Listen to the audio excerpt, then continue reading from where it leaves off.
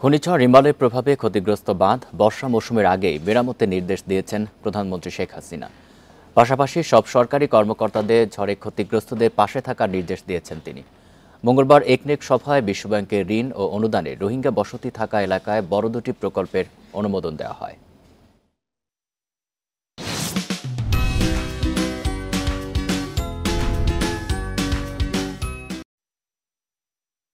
ঘূর্ণিঝড় রিমালের প্রভাবে উপকূলীয় অঞ্চলসহ দেশের বেশিরভাগ এলাকায় ক্ষয়ক্ষতি হয়েছে।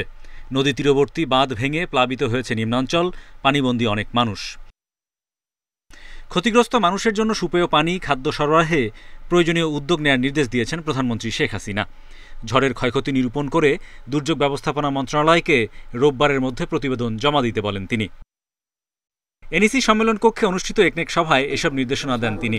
সভা শেষে সংবাদ সম্মেলনে জানানো হয়, মধ্যরাত পর্যন্ত ঘূর্ণিঝড় পরিস্থিতি তদারকি করেছেন খোদ প্রধানমন্ত্রী।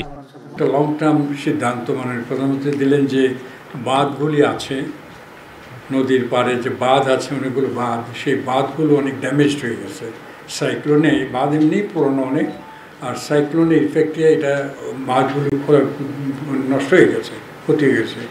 তিনি আদেশ দেন যে যত দ্রুত সম্ভব এগুলো সংস্কার করে কার্যকরী করতে হবে। বর্ষা আসছে, আরও কষ্ট বাড়বে মানুষের।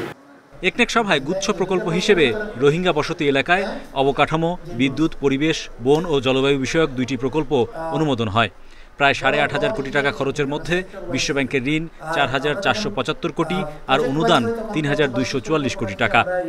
রোহিঙ্গাদের জন্য অথবা মিয়ানমারের বাস্তুচ্যুত যারা নাগরিক, যারা বাংলাদেশে আশ্রয় নিয়েছে, মাননীয় প্রধানমন্ত্রী আশ্রয় দিয়েছেন, তাদেরকে ওয়ার্ল্ড ব্যাংক যে সাহায্য দিচ্ছে সেটি হচ্ছে অনুদান এবং সেটি 1 বছরের।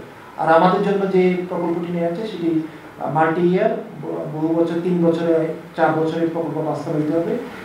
একনেক সভায় 14,337 কোটি টাকা ব্যয়ে 11টি প্রকল্পের অনুমোদন হয়, যার মধ্যে 4টি সংশোধিত প্রকল্প। Hari Saha, independent news, Dhaka.